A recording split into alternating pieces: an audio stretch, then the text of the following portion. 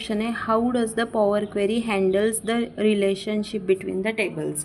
आता टेबल्समधल्या रिलेशनशिप काय आहेत ते आपण जरा डिटेलमध्ये बघूयात. ओके, टेबलमधल्या रिलेशनशिप वगैरे काय आहेत हे सगळं आपण डिटेलमध्ये बघू आणि समजून घेऊ. ओके, तर डेटा मॉडेलिंग म्हणजे जेव्हा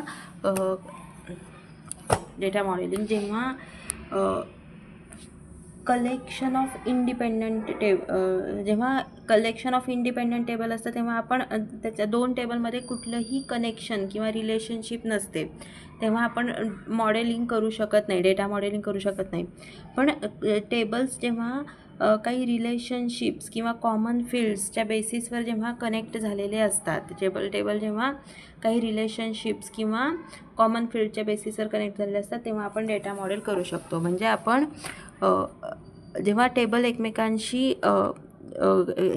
जेव्हा टेबलमध्ये काही रिलेशनशिप असते दोन किंवा दोनपेक्षा जास्त टेबल्समध्ये किंवा काही कॉमन फील्ड्स असतात तेव्हा आपण ते टेबल कनेक्ट करू शकतो. रिलेशनशिप म्हणजे दोन टेबलमध्ये जर का काही कॉमन फील्ड्स आणि रिलेशनशिप असतील तर आपण ते टेबल्स कसे कनेक्ट करायचे, तर कसे रिलेशनशिप क्रिएट करायची. तर रिलेशनशिपचे काही टाईप्स आहेत. One to many relationship, one to many relationship, one to one relationship आणि many to many relationship. Okay, हे समजून घ्यायच्या आधी आपण डेटा नॉर्मलायझेशन काय आहे ते समजून घेऊ.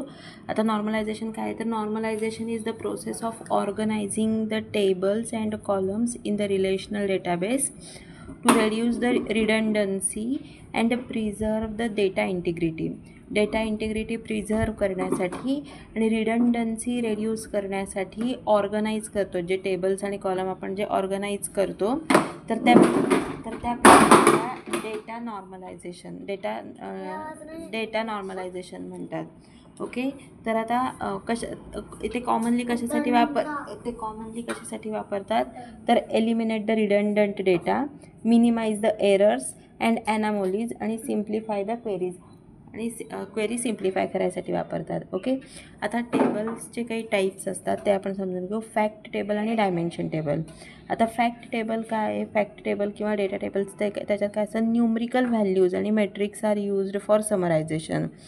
सेल्स, ऑर्डर्स, ट्रान्झॅक्शन्स, प्रोग्रेस हे सगळं फॅक्ट टेबलमध्ये येतं. आणि डायमेन्शन टेबलला काय म्हणतात, लुकअप टेबल म्हणतात, ज्याच्यामध्ये डिस्क्रिप्टिव्ह ॲट्रिब्यूट्स असतात. Descriptive attributes are used for filtering and grouping. म्हणजे प्रोडक्ट्स, कस्टम. तर कोणत्या टाईप आहेत टेबलचे, फॅक्ट टेबल ज्याला डेटा टेबल म्हणतात आणि डायमेन्शन टेबल ज्याला लुकअप टेबल म्हणतात. फॅक्ट टेबलमध्ये न्यूमरिकल व्हॅल्यूज आणि मेट्रिक्स असतात. न्यूमरिकल व्हॅल्यूज आणि मेट्रिक्स वापरतात समरायझेशनसाठी. तर डायमेन्शन टेबलमध्ये डिस्क्रिप्टिव्ह ॲट्रिब्यूट्स वापरतात फिल्टरिंग आणि ग्रुपिंगसाठी. प्रायमरी कीमध्ये काय असतं, तर uniquely identifies each row of the table and relate to the foreign keys in the fact table म्हणजे मधल्या फॉरेन कीजशी रिलेट करतात. Uniquely identifies the each row of the table. आणि फॉरेन कीमध्ये काय असतं, multiple instance for each value and relate to the primary key dimension table. Foreign keys म्हणजे काय असतात, contain multiple instances for each value. प्रत्येक व्हॅल्यूसाठी मल्टिपल इन्स्टन्स असतात. And relate to the primary की इन डायमेन्शन टेबल. प्रत्येक व्हॅल्यूसाठी multiple instance असतात आणि रिलेटेड टू द प्रायमरी कीला डायमेन्शन टेबलमधल्या प्रायमरी कीशी रिलेट केलेले असतात. ओके, आपण रिलेशनशिप्स वर्सेस मर्ज टेबल्स म्हणजे आपण डायरेक्ट टेबल मर्ज करू शकत नाहीत. You can just merge queries, use lookup functions to pull everything into single table. कारण merging tables create redundancy create होती and often requires significantly more memory लागते त्याच्यासाठी. आणि प्रोसेसिंग पॉवर जास्त मेमरी आणि प्रोसेसिंग पॉवर लागते to analyse compare the data models analyse आणि compare करायला जास्त स्पेस लागते. ओके, तर मॅनेजिंग आणि एडिटिंग रिलेशनशिप बघू आपण. तर आपण काय करायचं, लॉन्च करायचं रिलेशनशिप डायलॉग बॉक्स आणि double click on the relationship to modify it. आणि एडिटिंग टूल्स काय अलाउ करतात आपल्याला, to activate and deactivate the relationship and manage the cardinality and filter direction. Filter direction आणि कार्डिनॅलिटी मॅनेज करायला आणि active आणि inactive dialog box open करायला allow करतात. ओके, आता स्टार स्कीमा आणि स्नोफ्लेक स्कीमा काय ते बघू आपण. स्टार स्कीमाज काय आहेत? Simplest most common type of the data model कॅरेक्टराइज्ड by the single fact table. मध्ये इथं फॅक्ट टेबल किंवा डेटा टेबल असतो, फॅक्ट टेबल आणि किंवा डेटा टेबल असतो. And it is surrounded or related by the dimension table, आणि तो dimension टेबलनी relate केलेला असतो. ओके, आणि ते टेबल फॅक्ट टेबलशी असे जोडले गेलेले असतात, तर ते स्टार स्कीमा झाली. ओके, आणि स्नोफ्लेक स्कीमा काय असती? It is the extension. आणि दुसरा प्रकारे मॉडेलिंगचा स्नोफ्लेक स्कीमा. स्नोफ्लेक स्कीमामध्ये काय असती? It is extension of star schema and include the relationship between the dimensions table and related to the sub dimension table. म्हणजे याच्यामध्ये एक फॅक्ट टेबल असतो, पण डायमेन्शन टेबलची चेन असल्यासारखी असते. It is extension of star and include relationship between the dimension table and related sub dimensional table असतात. Okay, आता active can't set relationship active inactive from the edit relationship dialog box or properties. Okay, त्याच्यानंतर cardinality. आता रिलेशनशिपची कार्डिनॅलिटी बघू आपण. कार्डिनॅलिटी म्हणजे काय? कार्डिनॅलिटी म्हणजे uniqueness आहे. ओके, युनिकनेस म्हणजे काय? तर uniqueness of values in the column. Ideally all the relationship in the data model should follow 1 to many cardinality. Relationships of the values in the कॉलममधल्या ज्या व्हॅल्यूज आहेत त्याच्यातली जी रिलेशनशिप आहे तर त्याला कार्डिनॅलिटी म्हणतात. ओके, क्वेश्चन असा आहे की how does the power BI handles the relationship between the table. Okay, तर डेटा मॉडेल्स वापरून पॉवर BI हँडल करतो रिलेशनशिप बिटवीन द टेबल्स. आणि रिलेशनशिपचे टाईप्स आहेत 1 to many, many to 1, many to many आणि 1 to 1 असे टाईप्स आहेत. आता 1 to many बघू आपण त्याच्यातला. 1 to many म्हणजे काय? तर मोस्ट कॉमन टाईप आहे single value in one table is related to the many rows in the another table. Okay, आता ह्याचं एक्झाम्पल बघू म्हणजे आपल्याला जास्त नीट समजेल. आता 1 to many रिलेशनशिप म्हणजे काय? आता इथं समजा 2 टेबल आहेत, एक आहे कस्टमर टेबल आणि एक आहे ऑर्डर्स टेबल. तर कस्टमर टेबलमध्ये काय आहे? कस्टमर आय डी आणि कस्टमरचं नेम. आणि ऑर्डर टेबलमध्ये order I D, customer I D आणि ऑर्डर अमाऊंट असा डेटा आहे. ओके, तर unique customer I D values. Customer टेबलमध्ये कस्टमर आय डी कसा असणार आहे? युनिक असणार आहे, वन साईड. आणि तो एक customer I D multiple orders देऊ शकतो. एक कस्टमर आय डीवरून मल्टिपल ऑर्डर्स येऊ शकतात. त्यामुळं हे 2 टेबल एकमेकांना कसे जोडलेले गेले आहेत? तर 1 to many kind of relationship. Customer I D, customer name एका ठिकाणी आहे आणि दुसऱ्या ठिकाणी कस्टमरचे डिटेल्स आहेत आणि ऑर्डर आय डी, कस्टमरचे अदर डिटेल्स आहेत. तर एक कस्टमर आय डी हा युनिक आहे आणि हा 1 to many रिलेशनशिप आहे. एक कस्टमर मल्टिपल ऑर्डर देऊ शकतो, त्यामुळे ही 1 to many रिलेशनशिप आहे. आणि त्यालाच फ्लिप केलं की मेनी टू 1 रिलेशनशिप आहे. म्हणजे सिमिलर टू दिस असते, फक्त फ्लिप करायचं ह्याला मेनी टू 1 रिलेशनशिप. ओके, आता दुसरा त्याच्यातला प्रकार आहे बघू आपण की 1 to 1 relationship. 1 to 1 he rare आहे पण यूजफुल आहे. कधी? जेव्हा splitting the large table Wien you have supplementary data per unique order. म्हणजे जेव्हा लार्ज डेटा स्प्लिट करायचा असतो तेव्हा 1 to 1 रिलेशनशिप यूजफुल होते. आता 1 to 1 रिलेशनशिपचा एक्झाम्पल बघू.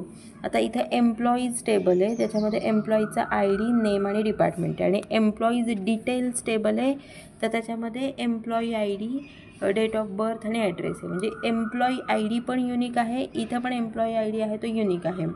Employee I D in the both table is unique, त्याचे डुप्लिकेट्सही नाही आहेत. आणि each employee I D has exact 1 record. प्रत्येक एम्प्लॉई आय डीचं एम्प्लॉईचं एक्झॅक्ट एकच रेकॉर्ड आहे. म्हणजे दोन्हीकडे एकच रेकॉर्ड आहे दोन्ही एम्प्लॉई आय डीचे. त्याच्यामुळे जर का हा खूप मोठा टेबल असेल आणि तो आपल्याला स्प्लिट करायचा असेल तर 1 to 1 रिलेशनशिप यूज होते. ओके. आणि हे दोन, समजा हा डेटा 2 टेबलमध्ये असेल तर आपण तो मर्ज पण करू शकतो. त्याच्यामुळे लॉज व्हायोलेट होत नाहीत. म्हणजे जे आपण बघितलं की शक्यतो टेबल मर्ज करायचे नाहीत, त्याच्यामुळे स्पेस वगैरे जास्त हे करणे होते. तर जेव्हा 1 to 1 रिलेशनशिप असते आणि रिक्वायरमेंट असती तर त्यावेळेस तुम्ही त्यावेळेस तुम्ही टेबल मर्ज करू शकता. 1 to 1 can be simplified by merging the table without violating the normalization rule. Normalization रूल्समध्ये आपण बघितलं होतं की 2 टेबल मर्ज शक्यतो करायचे नाहीत, पण जेव्हा 1 to 1 रिलेशनशिप असते तेव्हा आपण ते 2 टेबल मर्ज करू शकतो. किंवा इन केस एकच मोठा टेबल असेल तर त्याच्यातले कॉलम आपण म्हणजे तो टेबल आपण स्प्लिट करू शकतो 1 to 1 रिलेशनशिपमध्ये. आता तिसरा टाईप बघणार आहेत आपण many to many relationship. Many to many रिलेशनशिपचं एक्झाम्पल कसं आहे, जेव्हा आता एक स्टुडंट टेबल आहे आणि एक कोर्स टेबल आहे. तर स्टुडंट टेबलमध्ये स्टुडंट आय डी आहे, स्टुडंटचं नेम आहे, आणि कोर्स टेबलमध्ये काय आहे तर कोर्स आय डी आणि कोर्सचं नाव आहे. आता एक स्टुडंट मल्टिपल कोर्सना एनरोल करू शकतो. एक कोर्समध्ये मल्टिपल स्टुडंट असू शकतात. आणि डायरेक्ट रिलेशनशिप या 2 टेबलमधली बघितली तर मेनी टू मेनी आहे, पण ते ब्रिज टेबल, दोघांच्यामध्ये एक ब्रिज टेबल क्रिएट करून स्टुडंट आय डी आणि कोर्स आय डी असं क्रिएट करून तो सॉल्व करता येतं. पण ह्या 2 टेबलमधली डायरेक्ट रिलेशनशिप ही मेनी टू मेनी अशी आहे. ओके. आणि मेनी टू मेनी ही म्हणजे 1 to many he most recommended relationship आहे. शक्यतो सगळ्या 1 to मेनीनीच हे करायचं. आणि मेनी टू मेनी रिलेशनशिपमध्ये काय होतं तर ॲम्बिग्विटी आणि एरर्स, कारण ती युनिक आयडेंटिफिकेशन आणि रिलेशनशिपच्या लॉला व्हायोलेट करते. त्यामुळे शक्यतो अगदीच गरज नसेल तर many to many relationship create करायची नाही. शक्यतो 1 to मेनी रिलेशनशिपवरच जास्तीत जास्त काम करायचा प्रयत्न करायचा. मध्ये बऱ्याच वेळा काय होतं तर ऑटो डिटेक्ट करतात रिलेशनशिप, आणि आपण मॅन्युअली पण रिलेशनशिप क्रिएट करू शकतो. ड्रॅग ड्रॉप करून त्या फील्डमध्ये मॅनेज रिलेशनशिप करून आपण मॅन्युअली पण ते करू शकतो. आता डायरेक्शन ऑफ फिल्टरिंग. आता single direction filters. The filter flows from one table to another table, typically dimension table to fact table. तो नेहमी एकाच डायरेक्शनमध्ये शक्यतो जातो. अपस्ट्रीम फ्लो होत नाही रिलेशनशिप. ॲरोज आणि डायरेक्शन ऑफ ॲरोजवरनं तो फ्लो कुठल्या दिशेने चालला आहे ते कळतं आपल्याला.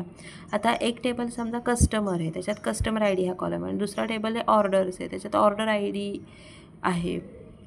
डी आहे. तर आता जेव्हा आपण कस्टमरला फिल्टर करतो विल शो, तर कस्टमर्सना फिल्टर केल्यावर आपल्याला रिलिव्हंट ऑर्डर दिसतात, पण ऑर्डर अमाऊंटला फिल्टर केल्यावर फिल्टर्ड कस्टमर टेबल दिसणार नाही.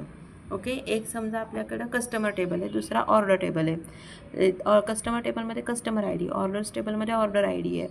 तर कस्टमर्सला फिल्टर केलं तर रिलिव्हंट ऑर्डर्स दिसतात, पण ऑर्डरच्या अमाऊंट, ऑर्डर टेबलमध्ये ऑर्डरची अमाऊंट आहे, तर ऑर्डरच्या अमाऊंटला फिल्टर केलं तर कस्टमर्स दिसत नाहीत, कारण ते सिंगल डायरेक्शनल फ्लो आहे. आता बोथ डायरेक्शनल किंवा बाय डायरेक्शनल फ्लोमध्ये काय बघू तर filters can flow both ways, useful in complex model. Many to many relationship असतात किंवा कॉम्प्लेक्स मॉडेल्स असतात तेव्हा बोथ वेनी फिल्टर होतं. आणि आता समजा एक आहे प्रोडक्ट टेबल, त्याच्यामध्ये प्रोडक्ट आय डी आहे. दुसरा एक आहे प्रोडक्ट टेबल, त्याच्यामध्ये प्रोडक्ट आय डी आहे. ओके. दुसरा आहे कॅटेगरी टेबल आणि त्याच्यामध्ये कॅटेगरी आय डी आहे. ओके. आणि कॅटेगरी टेबल आणि हा ऑर्डर्स टेबलला रिलेट केला आहे ऑर्डर आय डी, त्याच्यामध्ये आहे ऑर्डर आय डी आणि एक आहे, आणि हा प्रोडक्ट टेबलकडे फ्लो जातो, याचा प्रोडक्ट टेबलमध्ये जातो प्रोडक्ट आय डी. तर जेव्हा आपण कॅटेगरीला फिल्टर लावू, it will filter the orders and filtering orders will filter the category. म्हणजे जेव्हा आपण एक प्रोडक्ट टेबल आहे त्याच्यात प्रोडक्ट आय डी आहे जो की ऑर्डर्स टेबलशी लिंक आहे ज्याच्यात ऑर्डर आय डी आहे. दुसरा कॅटेगरी टेबल आहे तो त्याच्यामध्ये कॅटेगरी आय डी आहे आणि कॅटेगरी टेबल परत प्रॉडक्ट टेबलशी लिंक आहे. हे मेन बाय डायरेक्शनल फिल्टर झाले. तर जेव्हा आपण फिल्टर करू ऑर्डर्सना फिल्टर करू, जेव्हा आपण कॅटेगरीला फिल्टर करू तेव्हा ते it will filter the orders. ते कॅटेगरीला फिल्टर केलं तरी ते ऑर्डर्सना फिल्टर करणार आणि ऑर्डर्सना फिल्टर केलं तरी ते कॅटेगरीला फिल्टर करणार. हे झालं बाय डायरेक्शनल फ्लो. आणि कार्डिनॅलिटी अँड परफॉर्मन्स आपण शक्यतो 1 to many या रिलेशनशिपलाच वरच काम करायचं. Many to many should be used खूप कॉशियसली. मेनी टू मेनी आणि bidirectional flow bidirectional filters खूप कॉशियसली यूज करायला लागतात.